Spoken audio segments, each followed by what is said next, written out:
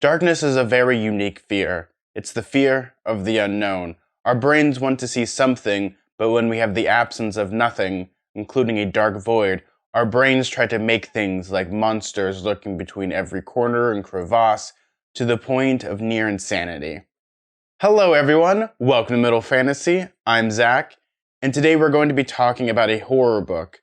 Yes, I am very excited to talk about this. Today we're going to be talking about Helminth by Alessandro Martinez, and this is going to be very exciting. I actually got an advanced reader copy. This is the first one that I've gotten, so that's really cool, and I'm really excited because I actually have a very personal connection to this book.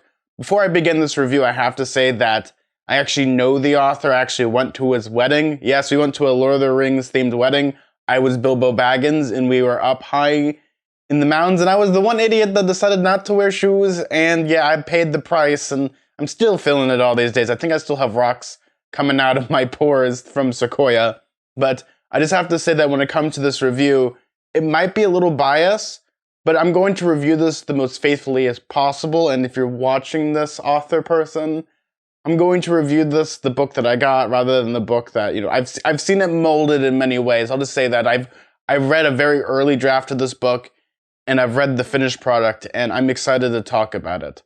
So why don't we get into the review, because sometimes the most scariest thing is saying the things that you want to say. So what is the plot of the story? Well, we follow Ray, who is this rambunctious person who's trying to take care of their friend Abby, who has kind of gotten some brain injuries lately, as well as she's lost her husband due to a mugging that went wrong. And to help alleviate this, her and a few friends take Abby up to a cabin in the woods, and things go, again, from bad to worse. I know I say that a lot, because when it comes to horror novels, if it didn't go from bad to worse, you'd have a really bad horror novel, I would think, unless it was a horror book where you go to the house and nothing works. Ooh, oh no, there's rust in the pipes. I guess if this is like cabin fever, you have a flesh-eating virus, and that's the worst of it, but here, it's more of the psychological. I think for me, what I liked about this book is actually kind of the general theme that it portrays. It's a theme about trauma,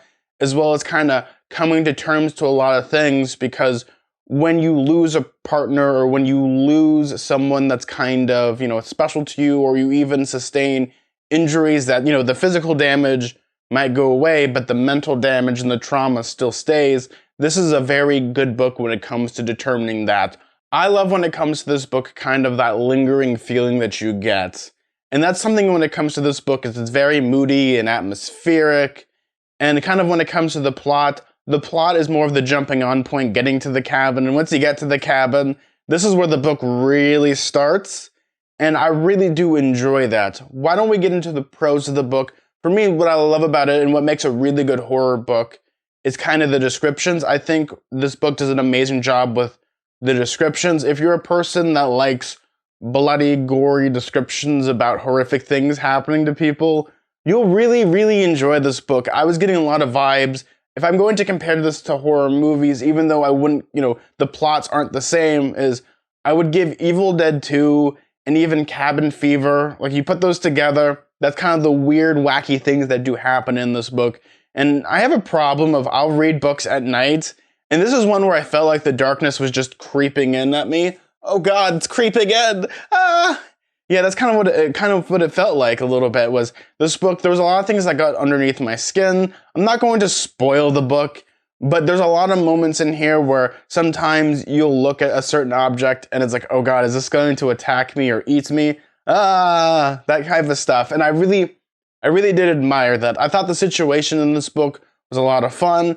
I really did enjoy the setting of this book as well. For me, when it comes to modern horror movies or modern horror books, we have the problem of technology and cell phones and people not giving a crap really and taking the threat very seriously. And in this book, the threat is very serious. And I kind of like how he kind of got away from the cell phones and the technology. I found that plot stuff to be really fun. It feels like, okay, they're locked here. What are they going to do? And I really, really, really did like that a lot, especially when it comes to the horror element in this. I really thought it was scary. I thought a lot of the things, the stakes were really high on a very, personal level. It isn't world-shattering, but it's, this cabin and the people that are there, that's their whole world. And this is kind of what I felt like when it comes to the book. Now, here comes the cons a little bit.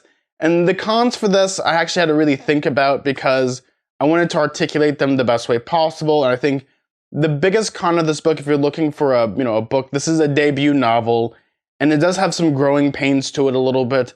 Mostly in the descriptions of the prose and kind of the dialogue, I felt was a little stilted at times. Again, I have to say this, at times. Other times, when it's actiony and there's description, it's really good. But when there's like a lull period, it's more of the setup is the weakest part of this, whereas the payoff is excellent. And that's kind of like when I had a problem with this, is kind of, dialogue, and then something would happen, and then I would like lean in forward a little bit and read on ahead. But when I was coming to the setup, I had a hard time with that. Other things that I kind of didn't like about this book is, even though it's a very short book, it is a slow burn. Again, like it starts off very slow, like what's happening? There's these weird things and kind of confused. It feels very much like a Lovecraftian book where you're just thrown into a lot of, in media res, things are happening. For the first couple chapters, I was kind of confused who the main character was. Like, okay, are we following this person? Did this person get a brain injury, or did this person? And, and after a while, you start to get less confused, and then the action starts to ramp up. But by the end of it, I was really hooked. And it takes a little bit. You just have to bear in mind when you're reading this that it's going to be a little slow at the beginning. But if that's the worst thing to happen, I've read books where you don't get to about the halfway point and it's like, what the heck's happening? About here, it's maybe 25% of the book, you're kind of a little confused. But by the end, you're like, okay, I understand everything. Things make sense. And that's like kind of the biggest con of the book. So if you're looking for a book that, has a slow wind up and a fast pitch, I don't know why I'm using baseball stuff, even though I don't really play baseball. Oh man. But it's kind of that thing. It's you just have a very slow part, and then it kind of ramps up until it just becomes just a festering horror. I'll put it that way. Now, the last thing I'll talk about this book is kind of what I really enjoyed about it was kind of the heart and the themes of it. Because I said earlier, I'll kind of touch upon a little more, is that I kind of love books that kind of deal with certain topics such as the aftermath of trauma, both physical and emotional and mental. Whereas this book really focuses on the mental part of it and how, you might be mugged and robbed in a failed attempt, to get money, and you're left kind of with some brain damage, or you're left with, your partner dying. But, the physical stuff, the bruises, the scars, the knife wounds will heal, but then the mental stuff lingers on. And I think how he really handles trauma in this book is very top-notch, and it's very much a book about kind of those lingering emotions. And in its core, it still feels very Lovecraftian at times, where it comes to the horrors that are lurking below. But much like a Lovecraftian story, a lot of it has to deal with the mental and the trauma. And I loved it. I thought all the characters in this were bouncing off of each other, were so perfect at times. I think a lot of the stuff I was imagining as a movie of just banter, of everyone yelling at each other and not figuring out what to do because it seems like a realistic thing, which I have to give credit to, is this doesn't feel like, we're going to a cabin. Did you all sign your life insurance policy? And so on and so forth. Or they all, they're not one-dimensional characters like, this is the nerd character, this is the girly girl character, this is the dumb character, this is the person that's horribly traumatized character. It isn't like that. Every person's fleshed out, everyone has a purpose, and by the end of the story, you really feel for everyone and kind of the horrible situations that they're in. Would I recommend this book? Yes, I think when it comes to this book, I recommend it for a good horror story. If you're looking for something short and sweet, I call this like a plane ride type of story, or you're going on the train or the ferry, or you're in a cabin in the woods and you're looking to take your mind off of everything. It's self-contained. It doesn't feel overly bloated in the sense of just straight up like there's so many pages to this to set up everything. It's very streamlined in what it's trying to do. And I love that. This is a book that I read in 2 sittings because I had one sitting, then I had to do something, and I finished in the other sitting. And that, for me, is very rare to do because sometimes I get easily distracted, but I was getting really hooked into the narrative. And it's one of those stories that I recommend. It will linger on with you. I'm still thinking about it, and I have read it a couple weeks ago. So I just want to say Thank you all so much. Thank you so much for getting this advanced reader copy. I really appreciate that. I really enjoyed it. And again, like I said, this book will linger on with you, much like the traumas and the woes of the world. Well, everyone, if you want to pick up this book, you can actually get it on Amazon and a bunch of other websites, as well as when it comes down to it, there's going to be links down below. I have a Kindle copy, as you see right there. Really fun, really accessible.